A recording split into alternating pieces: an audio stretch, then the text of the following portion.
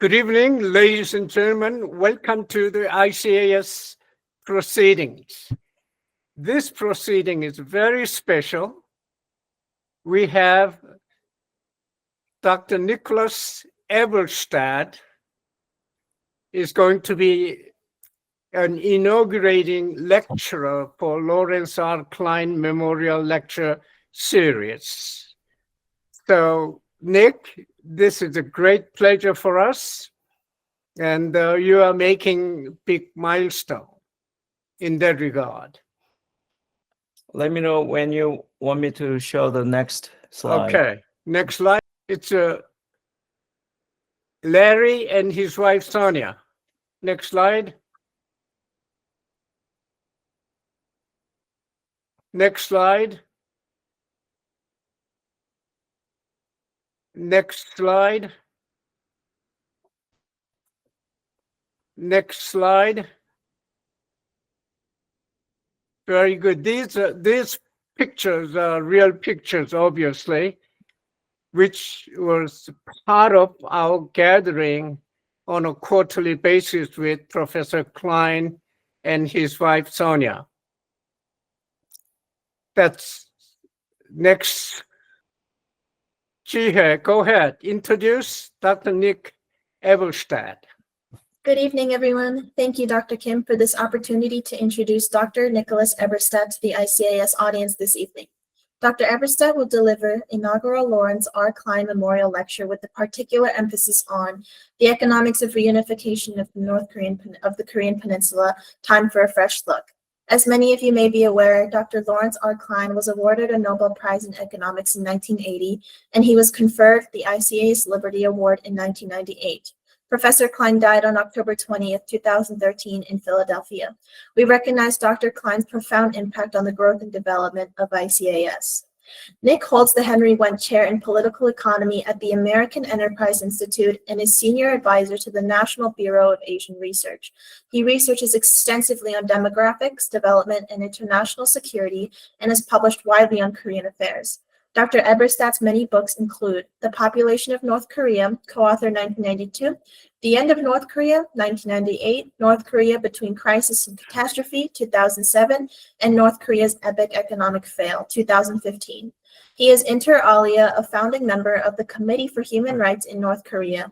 Nick earned his AB, MPA, and PhD from Harvard University and his MSc from the London School of Economics. This is Nick's third appearance before the ICAS audience. Ladies and gentlemen, let's welcome Dr. Nicholas Eberstadt. Thank you, Nicholas. Thank you. Nick. Thank you, Nick. Now this is all yours, Nick.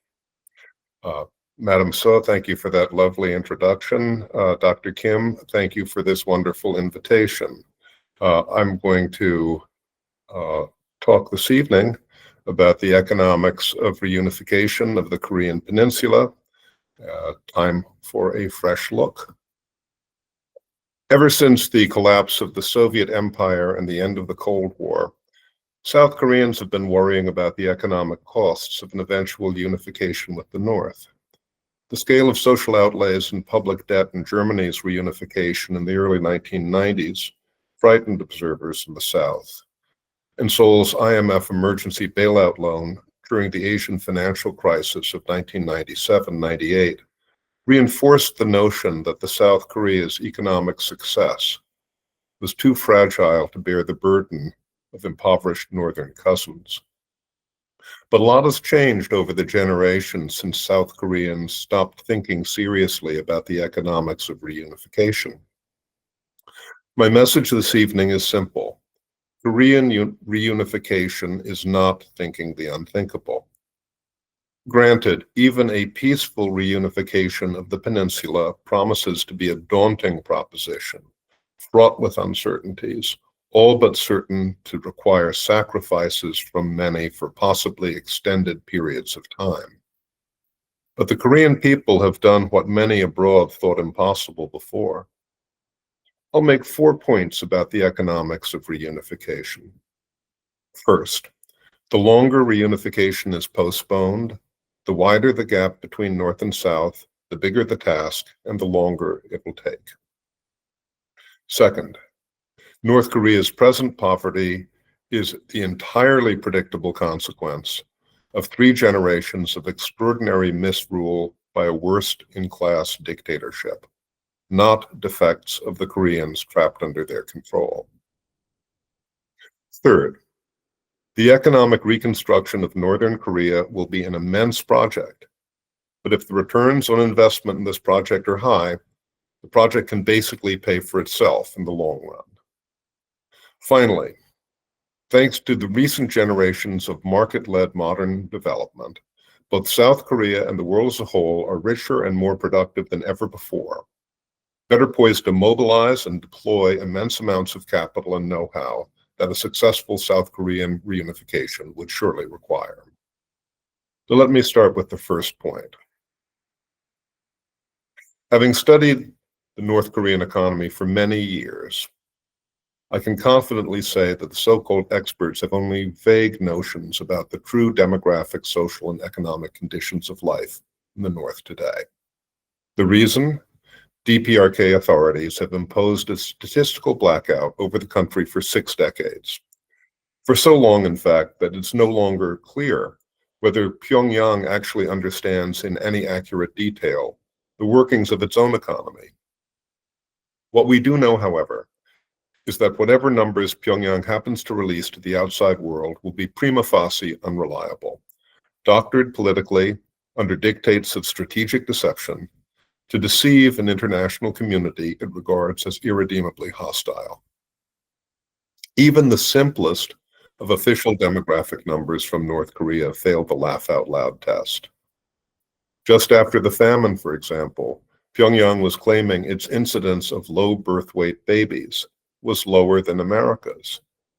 If true, perhaps North Korea should have been sending food aid to the US rather than the other way around. North Korea's census counts, for their part, are riddled with so many inconsistencies that they'd appear to have been subject to wholesale falsification, something that neither Mao nor even Stalin dared attempt with their own population censuses. My point is that outsiders cannot describe the basic conditions of the North Korean people: health, education, employment, urbanization, productivity, and all the rest, with any degree of precision. We are captives instead of what economists call stylized facts. Nevertheless, it is apparent that North Korea is heartbreakingly poor and possibly getting even poorer. And it is equally apparent that the socioeconomic gap between the two Koreas is vast and in the process of widening even further. Maybe the best available statistical indication of the changing fortunes of the two Koreas comes from so-called mirror statistics, reports by their trading partners of commercial sales to and purchases from the DPRK and the ROK over time. No other figures can offer more exacting looks at the performance of these two economies. And the picture that mirror statistics reflect is devastating.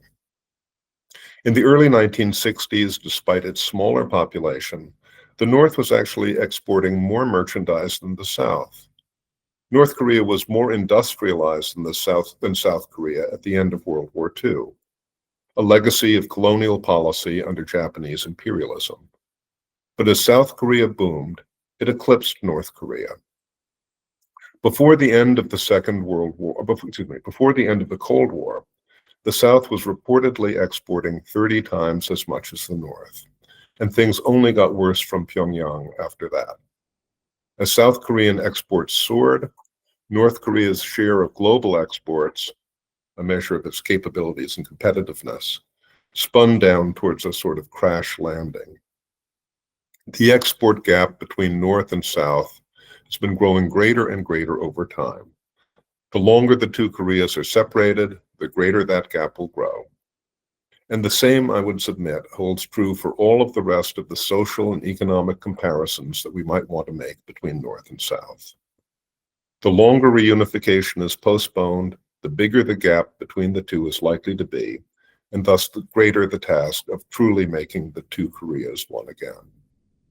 Now to my second point. There's no doubt that North Korea ranks among the biggest economic losers in the post-war era. We can see this in those mirror statistics, which show its faltering long-term share of estimated global merchandise exports, and also by the company it keeps in the long-term economic losers club. Places like Argentina, which fought its way out from the first world back into the third world, perennially in extremis Haiti, hapless, self-plundered Zimbabwe. In fact, North Korea has been running a historical race of sorts against Zimbabwe for the title of world's worst economic underperformer, as measured by dropping share of world exports. 10 years ago, the race still looked to be neck and neck. Both had lost over 80% of their global share over the previous half-century. But under the latest phase of the North Korean nuclear drama, North Korean commercial trade has basically fallen off the face of the earth, and the nation now subsists on unreported barter, economic piracy, aid catching, and unreported illicit Hobbesian entrepreneurship. How did North Korea, which at one time reportedly generated more electricity per capita than any other territory in the Far East, manage to become that awful dark spot on the map in those famous nighttime satellite images? How did it become the fourth world country with long-range ballistic missiles and nuclear weapons? This was undoubtedly not the fault of the Kim family's subjects. We should never forget that the population of the North are very much the same nationality, the same Minjok, who executed the so-called miracle on the Han. They share the Koreanness of their compatriots in the South, the signature traits of grit, hard work and drive, entrepreneurship, and ingenuity. To be sure, these traits and talents are harnessed to ugly purposes. They are turned to cybercrime and drug running, brinkmanship and shakedown diplomacy, surreptitious nuclear development on a shoestring budget of an impoverished state. But the very success after a fashion of these reprehensible initiatives should only underscore the obvious. Those traits and talents remain in the North just the same. And if only given a chance, the people of the North could flourish and prosper too. The Kim family regime is the architect of the most extraordinary economic failure of modern times. Not only has it spectacularly squandered its initial lead in the economic race between the two Koreas, an edge bestowed upon it, to repeat, by the happenstance of colonial development policy in the Japanese imperial era. It also managed to achieve the near impossible, to mastermind the only national famine ever experienced in recorded history for a literate urban population during peacetime. North Korea has long held the worst-in-class business climate award, so to speak, according to the Heritage Foundation Wall Street Journal Index of Economic Freedom. Of course, this is only just one assessment, but it's hard to imagine what other current standing government would be able to wrest this distinction from Pyongyang in any similar evaluation. Should we really be surprised that the government with the world's worst practices and policies has also had the world's worst economic record? Business climate matters, and it matters ever more over the long run. I've showed this elsewhere in other homework. In earlier research, I gave a sense of how North Koreans might fare under a better class of dictator. Even under Mugabe-style misrule, my research suggested, North Korean incomes would have surged. China-scale corruption and repression, North Korean productivity might have nearly tripled. And under market-oriented constitutional rule, North Korean income would only be that much higher. Of course, human resources matter in economic potential too. The Kim family regime has taken a toll on the health, nutrition, education, and knowledge capital of the North Korean people. It'll take time to heal those wounds. But as I've already emphasized, the gap between North and South on this human resource ledger is only set to grow as the division of the peninsula continues. Now to my third point. Unification outlays will undoubtedly involve a great deal of money, but it would be wrong to think that its expense must be entirely footed by South Korean taxpayers. Favorable rates of return make it easier to finance any investment, no matter how large. The trick is generating high rates of return and keeping them high. Obviously, this is easier said than done, but it is the heart of the matter. When considering the estimates, guesses really, about how many hundreds of billions of dollars or perhaps trillions of dollars in allocations and expenditures and economic reconstruction of the North would require in a free and peaceful Korean reunification, some will find such orders of magnitude terrifying in the abstract. But to a professional economist, or for that matter, to a professional investor, the picture looks a little different. To them, the economic reconstruction of the North can be thought of as akin to an investment project. Economic reconstruction of the North, after all, is intended to raise production and generate income, to bring the North up closer to the economic level of the South. That being the case, the potentially enormous allocations for building up the economy of the North aren't just helicopter money. They're investments in a vast, complex, heterogeneous long-term project, a project with both public and private components.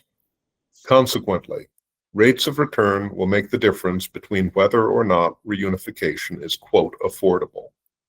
With high enough rates of return, even a mega project can basically pay for itself. While the scale and scope of project reunification are indeed daunting, a few cautionaries against undue pessimism are in order. First, although North Koreans at year zero of a Korean reunification may be poorly fed, relatively unhealthy, and deficient in training, history has witnessed populations with analogous handicaps flourish economically in the past. The famine in Holland at the end of World War II did not prevent the Dutch from building a world-class post-war economy. And at the start of their boom in the 1960s, South Koreans themselves were slight and small compared to today's population. Their life expectancy then was only around 56 years at birth, markedly lower than sub-Saharan Africa's today, nearly 3 decades below, and also nearly 3 decades below the ROK has gone on to achieve. Further, South Korea faced a forbidding Cold War environment full of risks, which demanded a high and continuing military burden. Despite all of that, South Korea went on to grow its per capita income 7-fold in the last quarter of century of the Cold War. It turns out that a propitious economic climate can be a wonderful teacher. It can create great incentives and provisions for better health, too. Furthermore, even successful reunification still leaves significant regional economic differences in their wake. This is true with Germany's, with Italy's, and with America's. U.S. reunification commenced after the end of the Civil War. A successful reunification should not be expected to bring absolute income equality to all regions within a country. Rather, it should be expected to raise incomes in the poorer region and to do so much faster than in the richer region, in a process where all can gain and regional gaps are mitigated. Finally, the fourth point. It's imperative to realize how the world economy and the South Korean economy have changed since the Korean War, and how those changes bear on financing prospective Korean reunification. When they discuss the outlook for reunification, South Koreans sometimes talk as if theirs is a poor country. That was true once upon a time, not today. The fantastic success of modern South Korea has created a rich society on the banks of the Han. National wealth estimation, unlike GNP estimation, is an international research effort still in its infancy. That said, pioneering work under UBS Bank estimates that South Korea's private wealth holdings last year were nearly $10 trillion.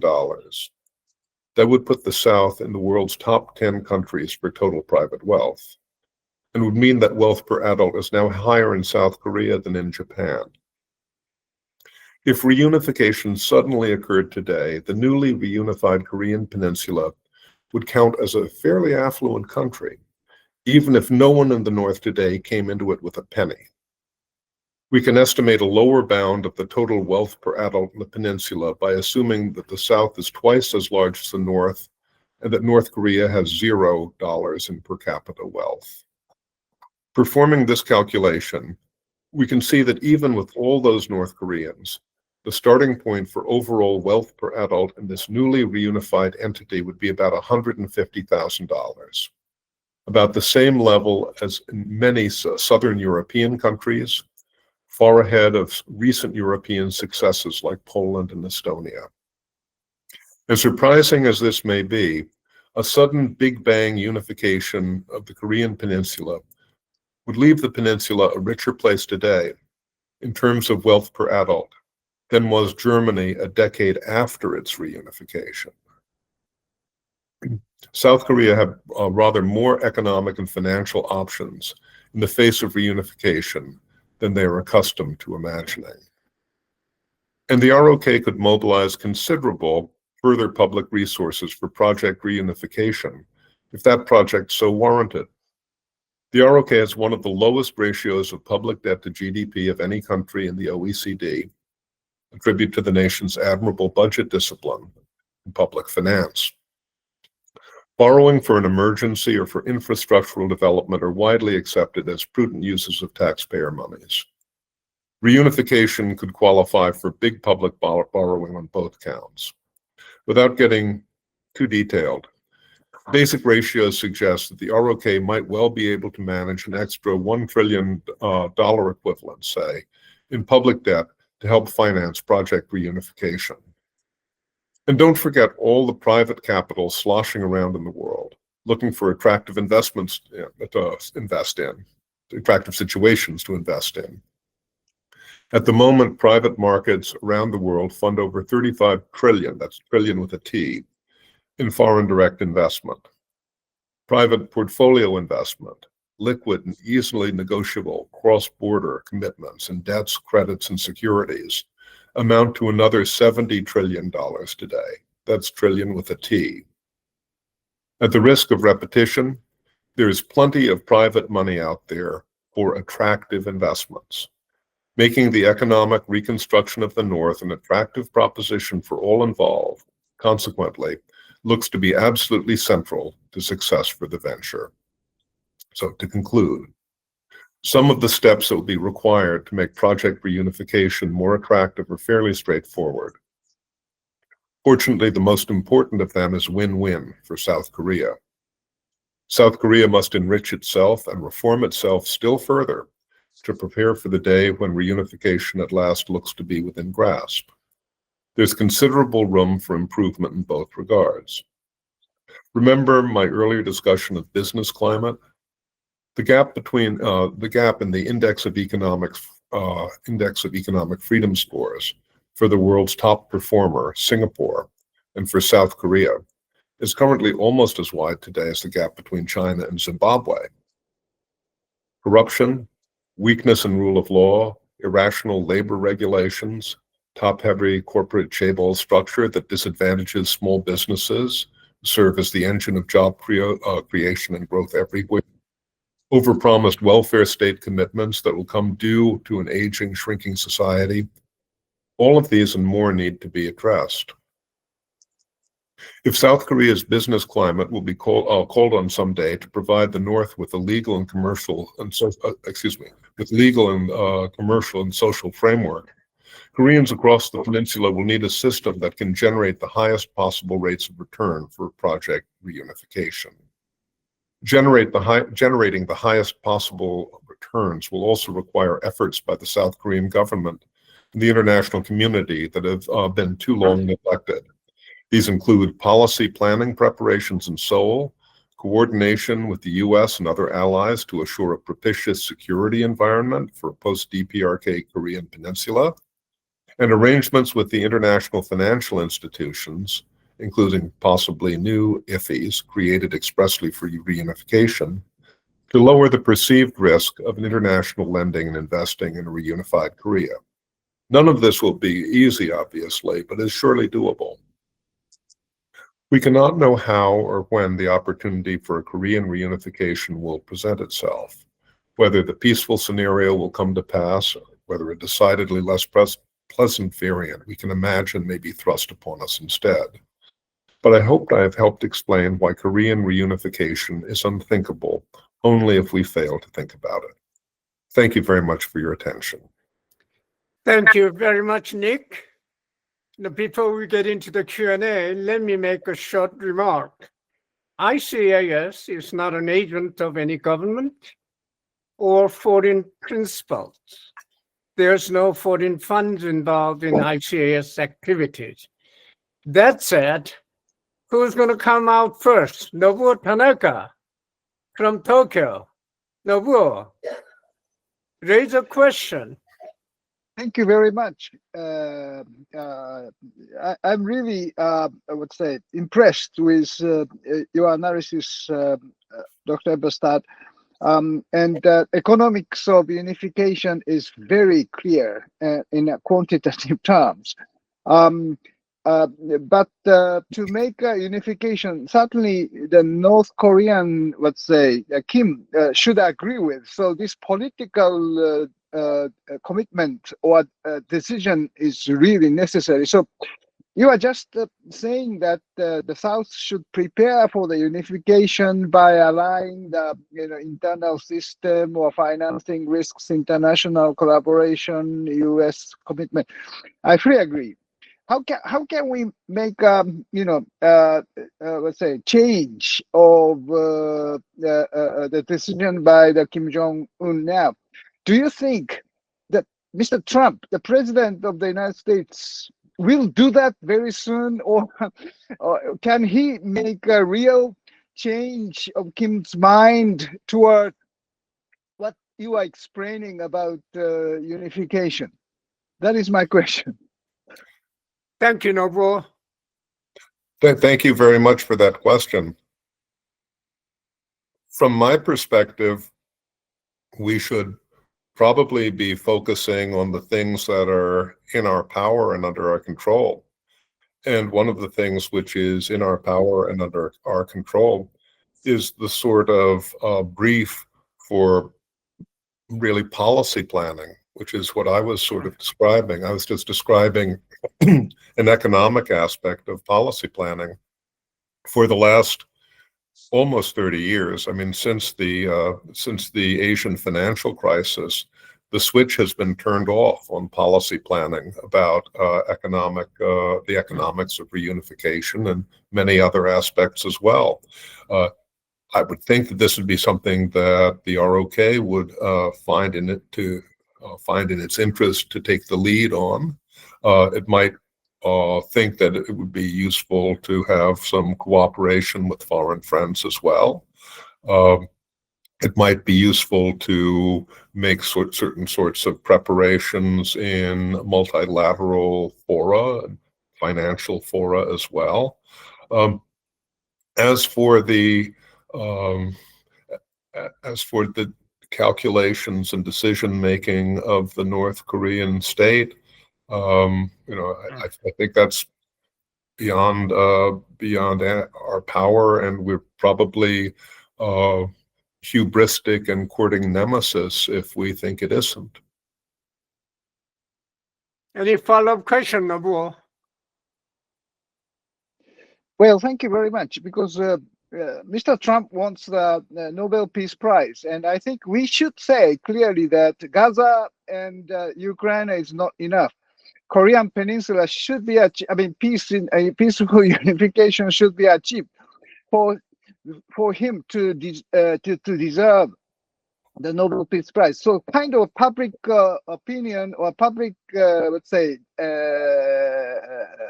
discussion about to raise the condition for Mr. Trump is probably necessary. We should not be, the Korean Peninsula should not be left over when Trump to do something for that. Yeah, that's my comment.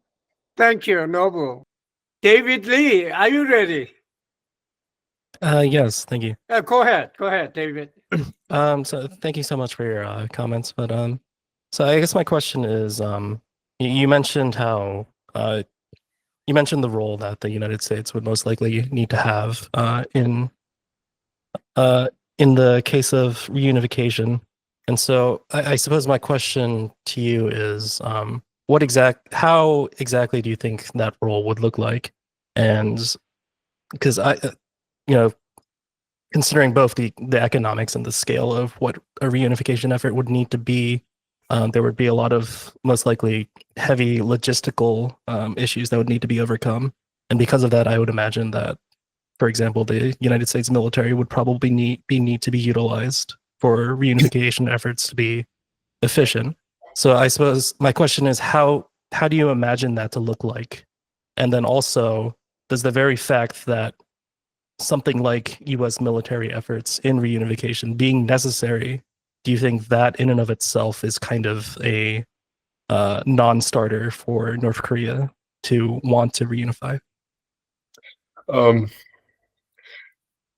We're dealing with the a scenario where we're imagining a free and peaceful Korean reunification. It's a sort of the equivalent of the economist saying, assume a can opener, except on a gigantic scale, right? So there are a lot of assumptions that are already built into this, as you can appreciate, because there are many scenarios in which the economics of a reunification really wouldn't be feasible to discuss. I'm just making the argument that there are certain cases under which it's not fanciful to think about this. It's not fanciful to think that this might actually be able to work. Peaceful and voluntary being the first two huge presumptions there. And one of the correlates of that, I think, would have to be that there would be some sort of international presence. Exactly what, I can't tell you, but some sort of international presence that would provide the perception of stability, guarantees against unexpected shocks of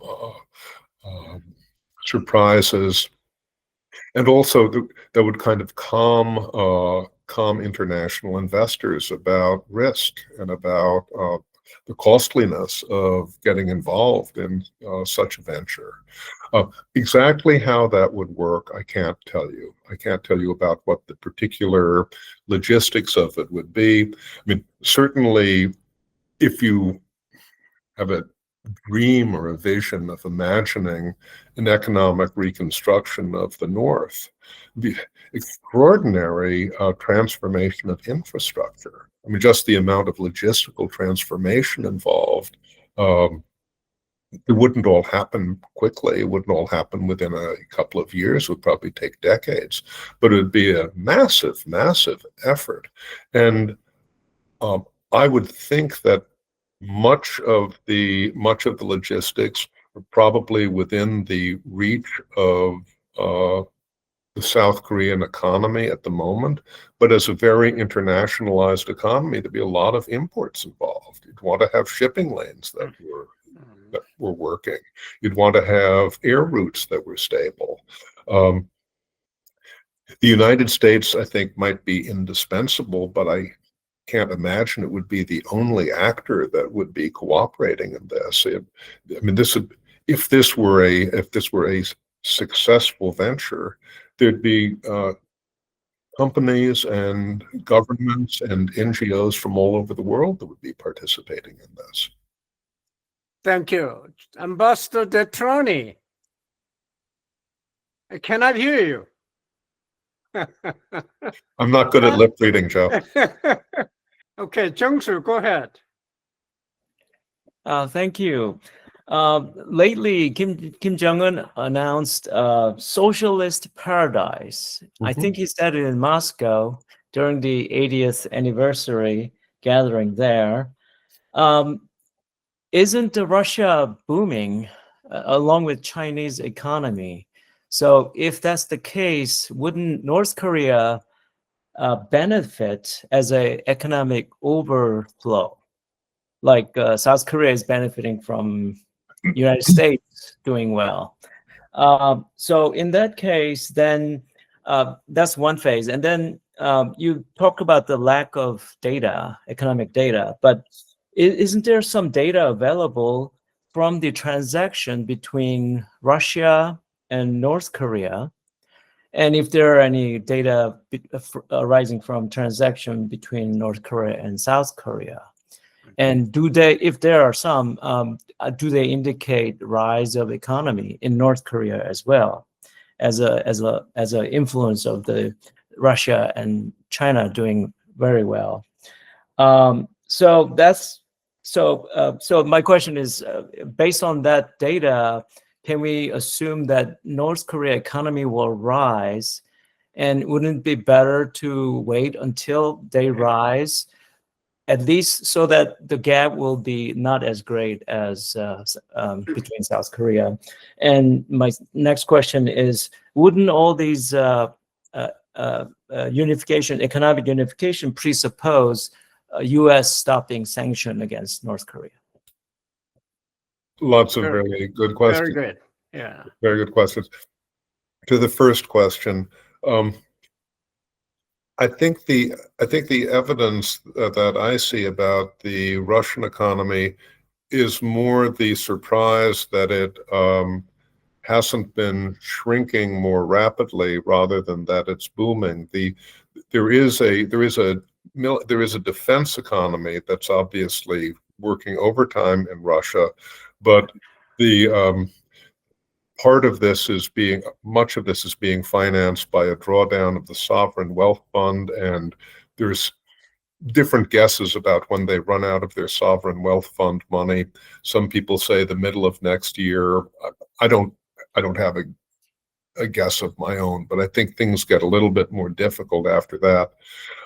The Chinese government doesn't seem to want to let the Russian government lose in the Ukraine war, and may be willing to be the lender of last resort for Russia, but all is not well, I think, in the Russian economy.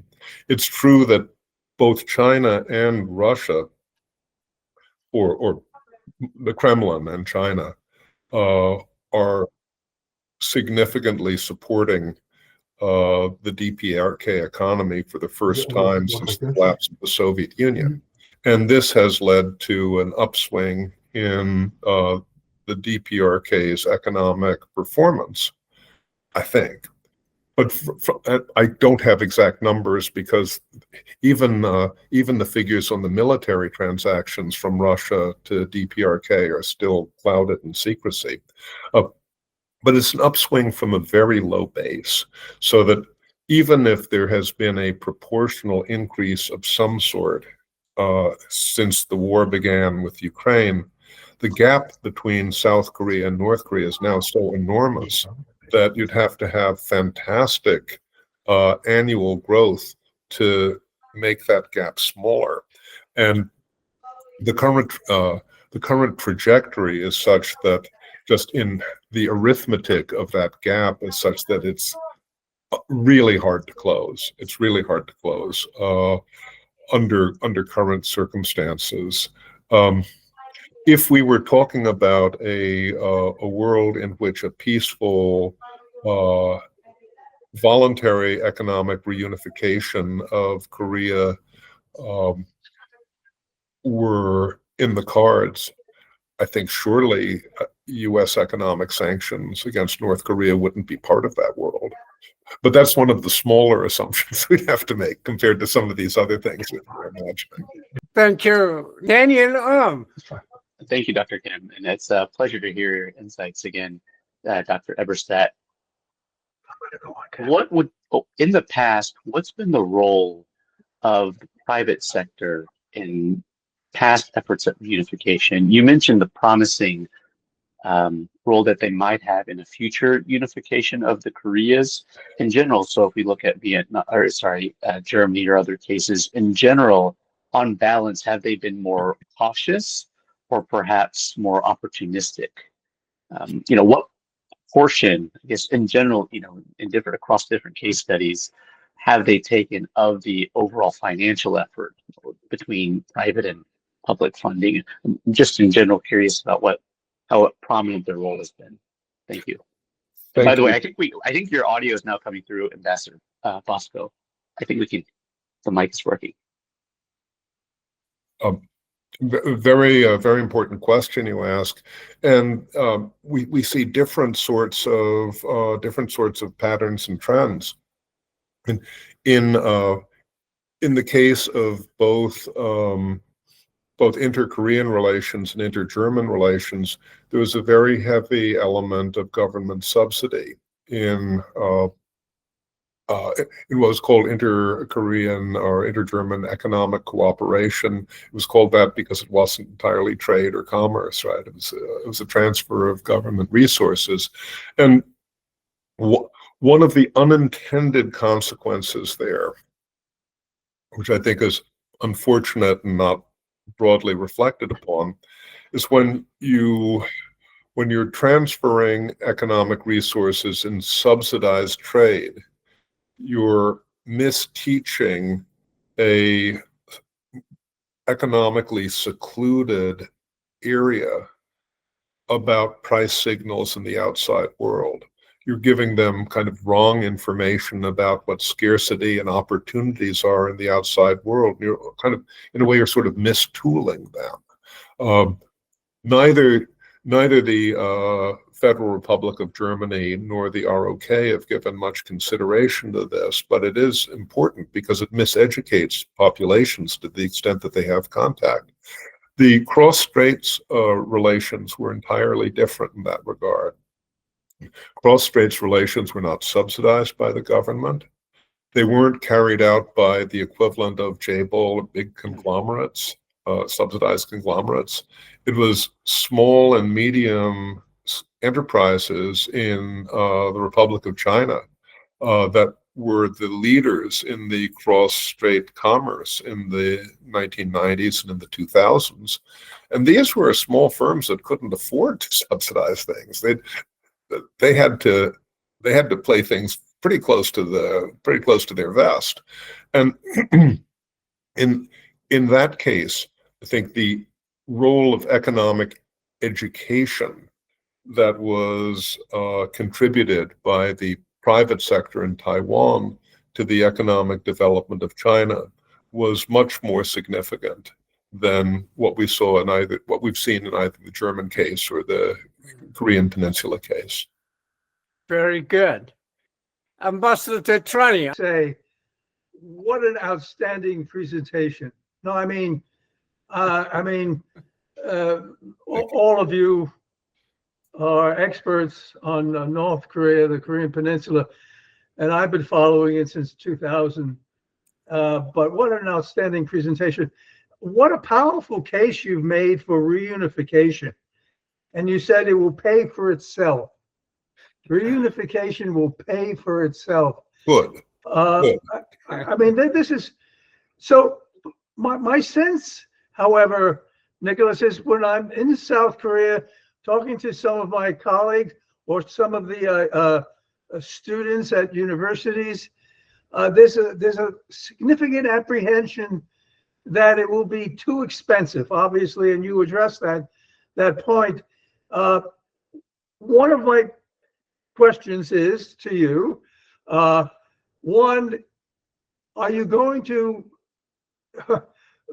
present your presentation this evening to our colleagues or your counterparts, our counterparts in South Korea, so that this myth that reunification will bankrupt the Republic of Korea, so that this myth will sort of be addressed.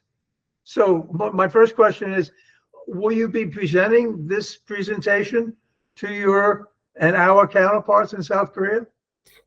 Thank you for your very kind words, Ambassador Tetrani. Yes, Joe, I have shared this with MOEF, with the finance ministry, some finance ministry folks already.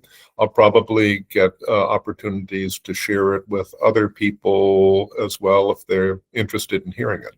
Yes. Well, I think that is so excellent, and I think if we could get it, this presentation could be presented to universities, schools, for those who are following North Korea in a significant way. But my second question, Nicholas, is this. And I think you addressed that in some of the other questions. When you look at what's coming out of the North, I mean, Kim Yo-jong and even Kim Jong-un, Yeah. I mean, what they're saying about the Lee Jae-myung government, here's a government that's reaching out to North Korea. They stopped if those loudspeaker presentations that were going into they cut all of that, and what we're getting is North Korea building more of a nuclear capability, aligning themselves with the Russian Federation with the Mutual Defense Treaty. So the likelihood of any momentum from the North for reunification seems almost nil. Would you agree with that?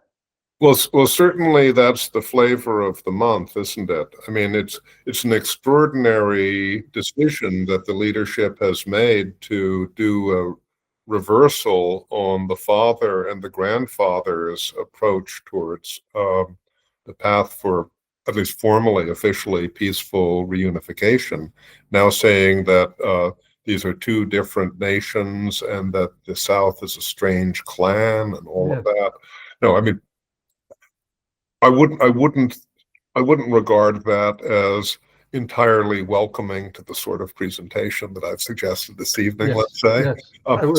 I would totally agree with you on that. I'm taking a sort of I'm taking a rather a longer look at the opportunities and difficulties there, and what I'm really trying to emphasize is that it doesn't have to be impossible. I mean, there are a lot of things that could go wrong. We can all imagine so many things that could go wrong. What I'm trying to show is that there is a way that it could go right. And that's what I think has been ignored for many decades at this point. I think all of us applaud that, Nicholas. I think that's right on the mark. I remember from the negotiations with our North Korea counterparts in the six-party talks, economic development assistance was always very, very important to them. They were looking at those international financial institutions, and they saw the path to normal relations with the U.S. as access to that international foreign direct investment opportunities, etc. So in my heart of hearts, I still think they are interested. That Kim Jong-un he wants both. He obviously wants his nuclear weapons, and he wants a relationship with the United States. But economic development assistance has been, as you just said, his grandfather and his father. This has always been part of the equation, but certainly with reunification. So if now North Korea views South Korea as the enemy and the United States the enemy, but they're now open to talks with President Donald Trump, which is somewhat encouraging in that regard. Do you think there's any prospect or possibility that President Trump could sort of engender a sense from Kim Jong-un that maybe re-entering inter-Korean dialogue, Kumsang and separated families, do you think that would have any effect on North Korea and the decision making coming out of Kim Jong-un and Kim Yo-jong and maybe one or two others around them? And my second question, my last question is this: what would you propose, given what you said about reunification, and given I think the sense is reunification has to be part of the calculus. This is and you mentioned Germany and other things before. It has to be part of the calculus, and talking about two states, a two-state solution, etc.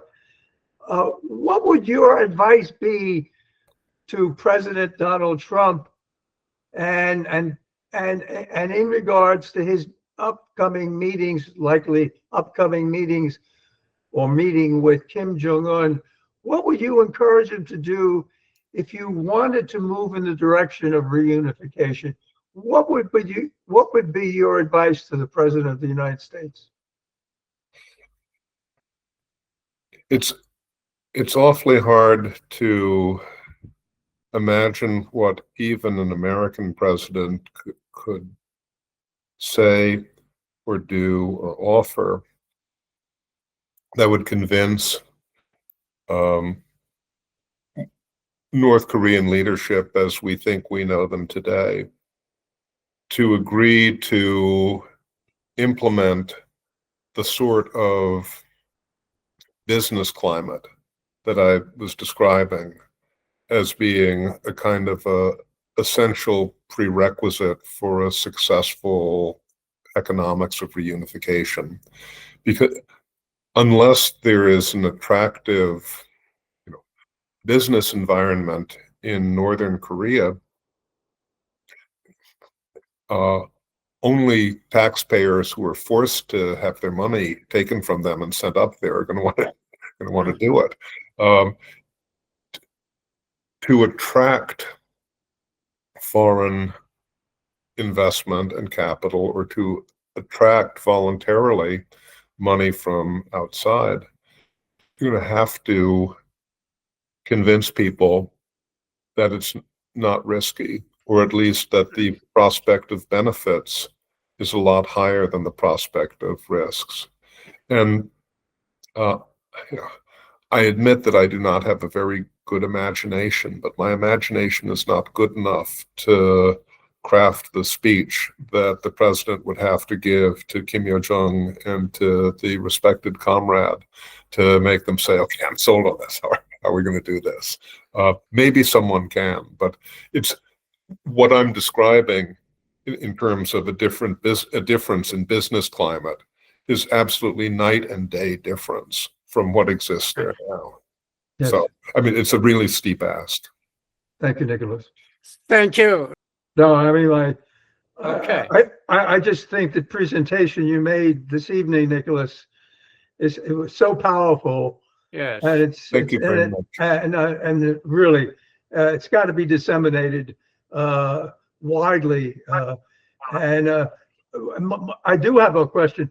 If the North Koreans were to read your presentation, what do you think their reaction would be? Okay. Jung-soo, you have 1 more minute. Sure. To the last remark by Ambassador, this video presentation will be made public once we run through the editing process. So Wonderful. perhaps North Korean will That would be catch it. wonderful. Yes, That'd be we'll, wonderful. I we'll do hope so. that. Yes. Ladies and gentlemen, thank you very much. Yeah. It's been great Okay. to meet With you. that, Fantastic. Thank you, With that, Nicholas. Thank you all so much. ladies and gentlemen, meeting is adjourned. Nick, thank you very much. We'll get back to you. Thank you. Bye-bye. Okay. Bye-bye. Take care, Nicholas. Thank you. Thank you, everybody. That was really great. Thank you. Thank you.